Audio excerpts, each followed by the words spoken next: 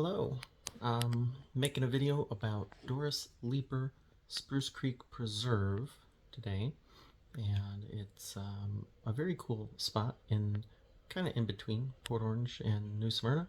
I'm not really sure. I guess it's closer to Port Orange. It's like I just don't know which city limit it's in. Is all, but it's right along Spruce Creek, so I think that's Port Orange. I don't know. We can look it up. That's sort of irrelevant. Um, it's probably a place I've gone more than anywhere because one, it's close to me in Edgewater.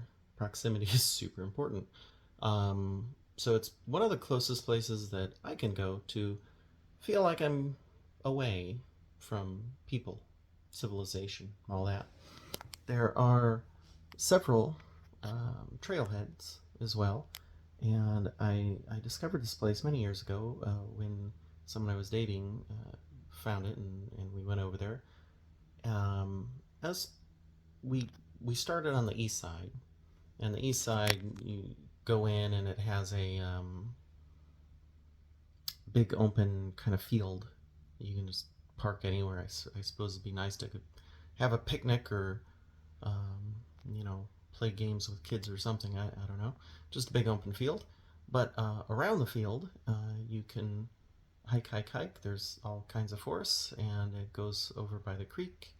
Um, so what I'm going to show here today is starting with that, and then there's another hike I did where I started at that point, but hiked more to the central area and kind of all around there.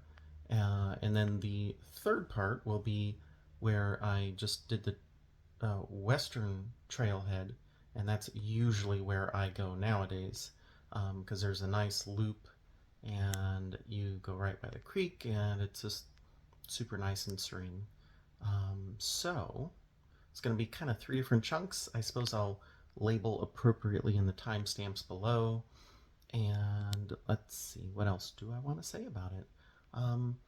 The western side is, or has, I suppose, over the years become more of a biker thing. And by, I mean, like, you know, trail bicyclists. That's what I'm trying to say. I don't want to sound like, you know, people are on their Harleys out there.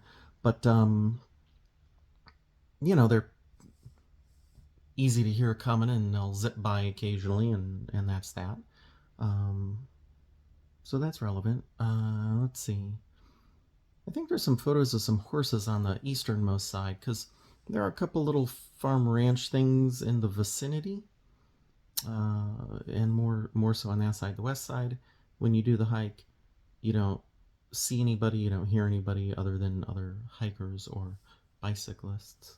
The by that field, I remember there being some sort of rundown little building here or there, and like I said, I have some pictures of some horses, so I know they were by some fence, and they all were wanting to say hi to to me, so that was cute.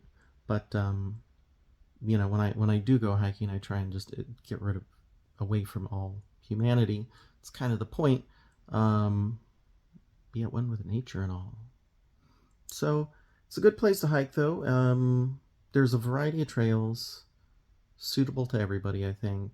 And if you live in this area, it's certainly just a nice place to go for a short hike. Or if you want to come over for the day and you really want to hike the whole thing, there's enough trails. If you hit all those trails, I think it'll take you quite a while. But I'm usually, when I do go over there, just shooting for, like, you know, a quick morning hike in the fall or spring or something, and, you know, suits that need as well. I will say the parking on the west side is it's down a little dirt road, and there are farms on the right side of that. But once you get to the end, it's a big circle area that is very loose sand. Now, I drive a big car, but it does okay. It does fine getting through there. But I wouldn't like drive through the center of that thing because it's absolute up down sandy chaos. I suppose if you're in a big truck, it's irrelevant, but if you're in a little car, it could be problematic. would hate anybody to see anybody get stuck out there. But obviously you can just stay to the side more and where there's more greenery to make it more feasible to drive. But something to be aware of. All right, I'm gonna stop rambling. Enjoy my plants and enjoy the video. Bye.